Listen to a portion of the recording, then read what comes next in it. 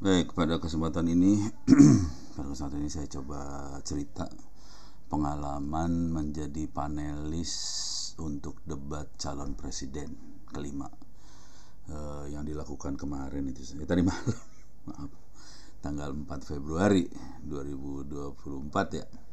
Oke, saya akan coba cerita prosesnya, dan jujur jangan terlalu kecewa kalau pertanyaannya cuman segitu gitu.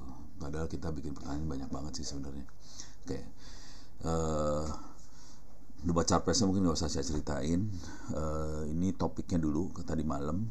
Itu topiknya ada 6: pendidikan, kesehatan, ketenagakerjaan, kebudayaan, teknologi informasi, kesejahteraan sosial, dan inklusi. Mungkin buat teman-teman yang belum tahu istilah inklusi itu kira-kira bagaimana memasukkan warga negara rakyat yang minoritas lah, misalnya teman-teman yang punya disabilitas, jadi ada kelemahan secara fisik, mungkin juga non fisik, terus juga mungkin mereka tinggal di daerah yang jauh, remote. Jadi mereka harus dimasukkan, diinklusikan ke dalam masyarakat yang lebih besar, kira-kira itu. Oke. Jadi isunya ini pendidikan, kesehatan, ketenagakerjaan, kebudayaan, teknologi informasi, dan inklusi.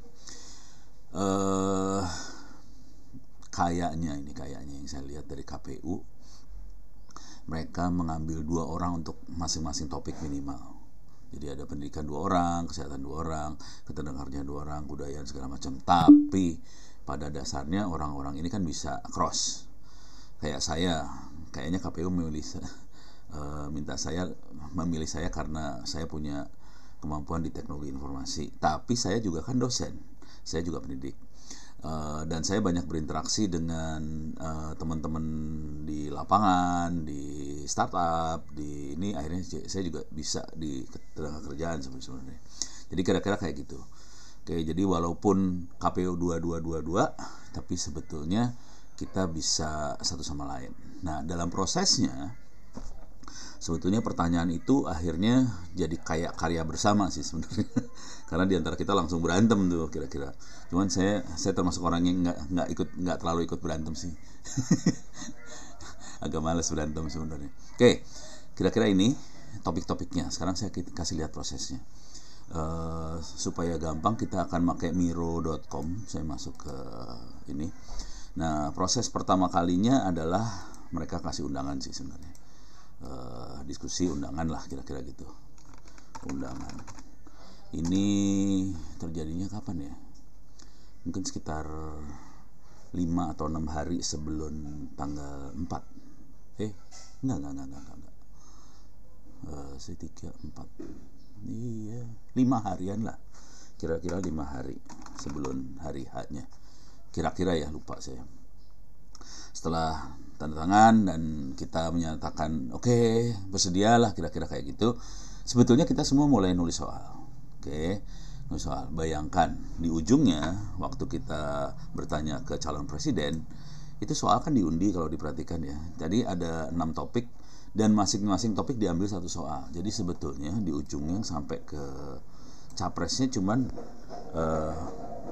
1 soal per topik gitu kira-kira, per topik.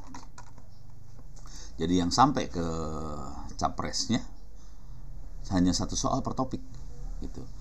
Nah, bagaimana prosesnya sampai ke sini gitu. Nah, ini di capresnya. Kalau kita lihat lagi waktu proses di debat capres, kita bisa lihat di sini ada moderator atau kepala timnya, tim panelis itu Pak Imam Prasojo dari Universitas Indonesia, sosiolog. Kita diminta memilih ketua kelas, istilahnya ketua kelas. Tapi waktu di debat capres dibilangnya kepala pimpinan tim panelis lah kira-kira gitu. Nah, itu menyerahkan apa sih namanya, tas berisi pertanyaan total untuk, jadi ada 6 topik, masing-masing gimana cara nulisnya ya, tiga pertanyaan per topik. Jadi total ada 6 kali 3, jadi 18 pertanyaan. Jadi ada 16 amplop, masing-masing berisi pertanyaan. Kalau pembagiannya sebetulnya masing-masing topik ada 6 pertanyaan, kira-kira kayak gitu. Nah, di sini mungkin harus dikasih tahu ya, 1 soal per topik, jadi sebenarnya si capres akan dapat cuma 6 pertanyaan. Tuh. Jadi totalnya 6. Dan 6 ini dibagi dalam 2 sesi. Kalau diperhatikan dibagi dalam 2 sesi ya. Satu sesi 3 capres, udah gitu break 5 menit. Udah gitu satu sesi 3 pertanyaan, break 5 menit, satu sesi lagi 3 pertanyaan. Nah, bayangkan ini ada 16, yang keluar cuma 6 ya. Jadi jangan khawatir, jangan terlalu menyesal di sini. Cuman mungkin di video-video selanjutnya saya akan coba bahas pertanyaan-pertanyaan dari sayanya aja. Saya tidak agak keberatan buat bahas pertanyaan dari tim panelis yang lain sih ntar. Jadi ada 12 pertanyaan, 6 pertanyaan muncul. Oke. Jadi waktu kita dia dapat undangan ini, kita mulai membuat pertanyaan sih sebenarnya. Jadi di sini kita akan bikin pertanyaan.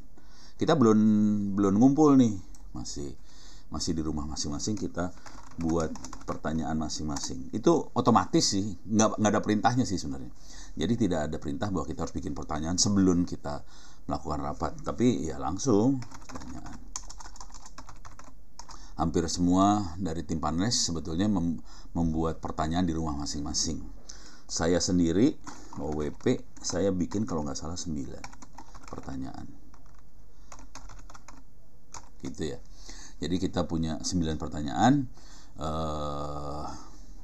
Saya bikin 9 pertanyaan. Bayangkan tim panelisnya ada 12 orang kan. Jadi kalau kita lihat tadi ada 6 topik. Kalau kita balik lagi sini, ada 6 topik, masing-masing 2 orang, berarti ada 12 orang.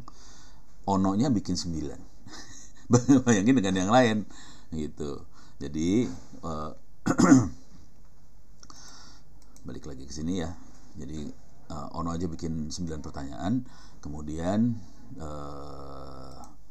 kita pertemuan nih sini. Pertemuan pertama, hari pertama ya. Oh, cuma 2 hari pertemuannya. Jadi saya mungkin bukan 5 hari nih. Undangannya sekitar 4 hari sebelum hari H. Jadi agak aneh kalau di media sosial soalnya bocor. Soalnya ini nih, pertanyaan ini baru selesai sekitar acara kan jam 7 malam, selesainya jam 4. Jadi 3 jam sebelum acara sebetulnya ini. Ini 3 jam sebelum acara ini jadinya. Jadi kalau di media sosial ada tulisan atau omongan bahwa pertanyaannya bocor, kita yang bingung. Panelisnya bingung, orang pertanyaannya jadinya 3 jam sebelum acara, terus gimana cara bocornya, kan kita bingung. Oke. Jadi pertemuan pertama waktu kemarin itu biasanya kita diskusi struktur dari pertanyaan itu seperti apa kira-kira yang ada di kita. Jadi pertanyaan itu kita punya masalah besar di sini. Pertanyaan itu dibatasin kalau bisa dibaca sama moderator dalam waktu sekitar 20-25 detik. Hitungannya detik loh.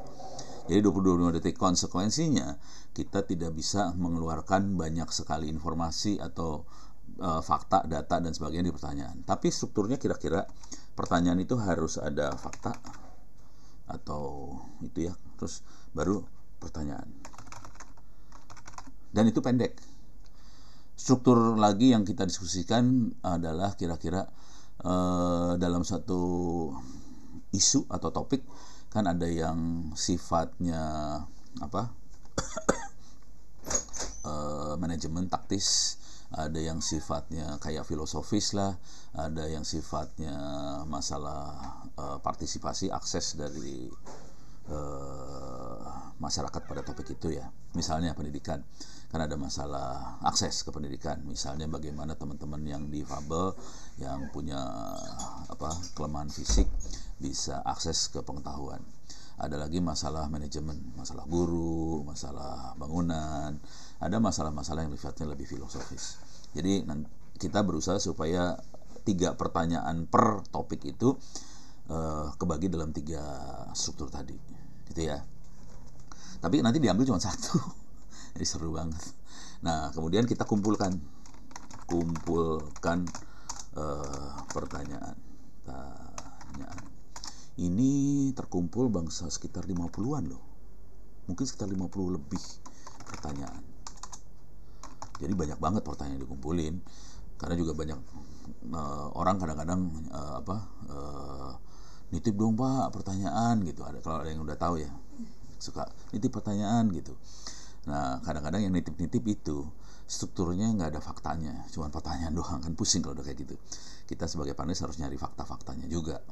Jadi kira-kira kayak gitu. Udah selesai ini, sebagian besar dari pertanyaan-pertanyaan itu panjang semua dan nggak mungkin dibaca dalam waktu 20 detik.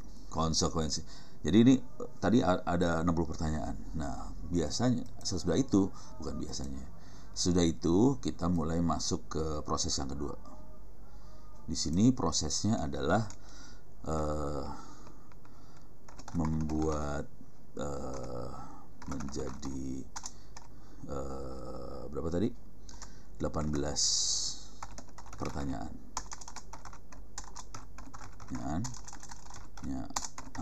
Bayangkan 50 ke 18 itu susah loh asli. 50-60 pertanyaan menjadi 18 tidak mudah. Kemudian jadi ada 6 topik 3 masing-masing 3 pertanyaan.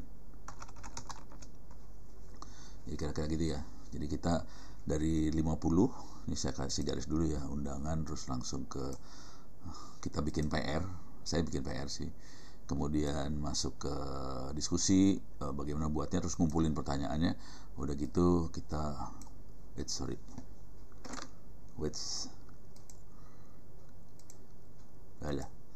salah nih. Udah dapat.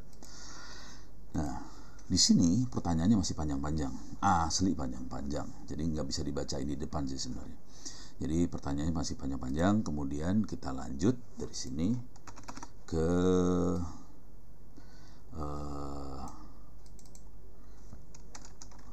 kita bertemu dengan moderator nih. Setelah ada 18 pertanyaan, bertemu moderator. Moderator ini rata-rata pembawa acara di TV. Bukan rata-rata, kayaknya semuanya pembawa acara di TV sih sebenarnya. Jadi emang pembawa acara berita dan sebagainya di TV. Kemudian mereka akan mencoba mereduksi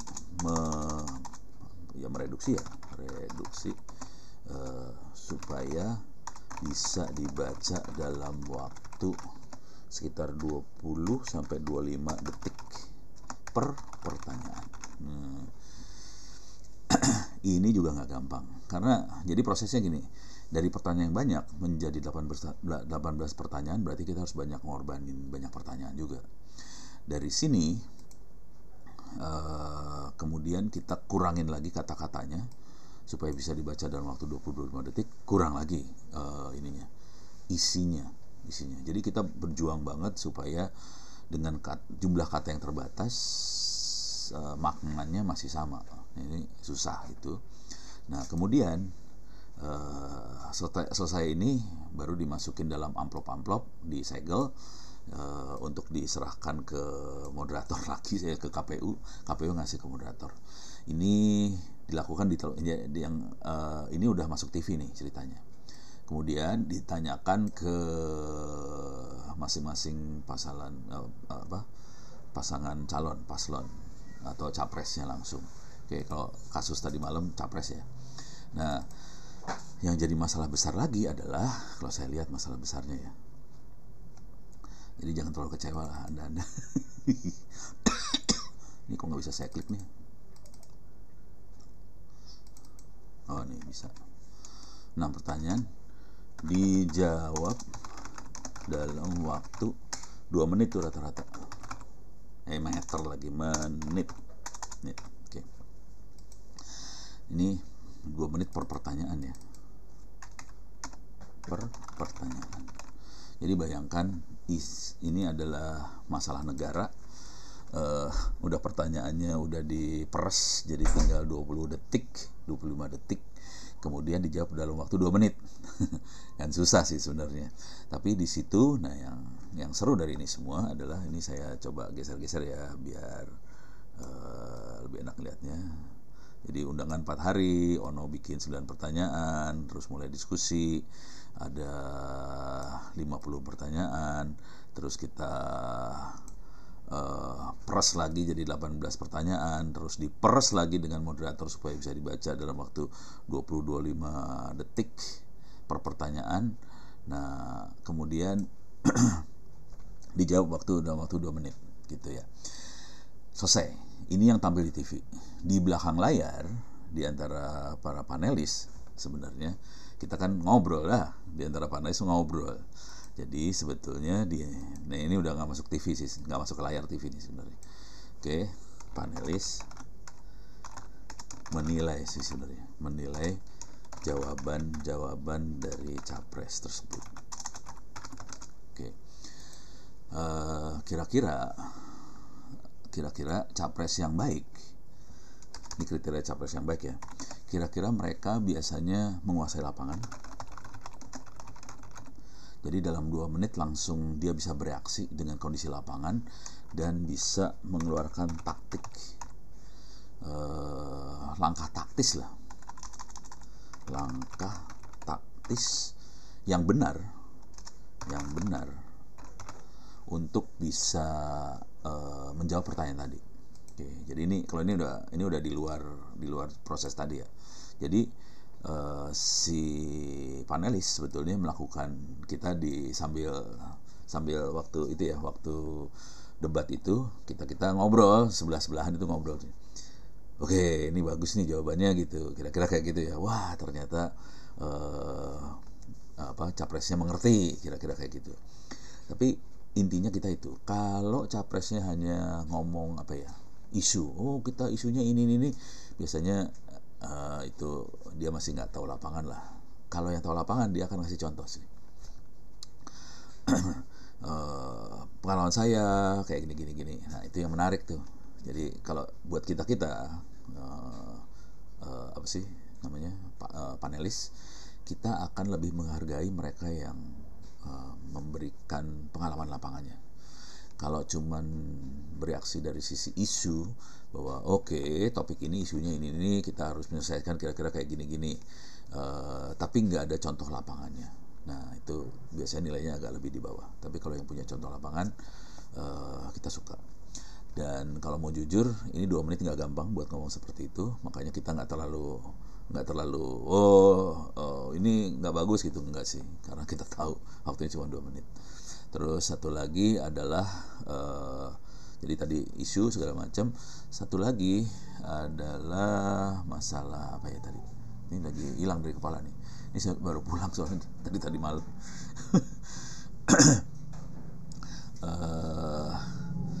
Satu lagi adalah tentang, jadi ada beberapa konsep barangkali ya, yang capres paslon itu barangkali nggak, kan gini ya, isu ada banyak di Indonesia, itu banyak sekali isu, dan istilah yang dipakai walaupun bukan singkatan kadang-kadang nggak dimengerti gitu. Makanya waktu di sini, waktu merestriksi dalam 25 detik sama si moderator, kita juga berusaha merubah istilah-istilah yang tidak dipakai sama orang awam gitu. Pakai istilah yang biasa gitu. Jadi kita ngerubahnya banyak sih. beberapa panelis kadang-kadang ngotot. Saya pengennya istilah itu masuk karena istilah itu ada di undang-undang, gitu ya. Nah, ini jadi masalah.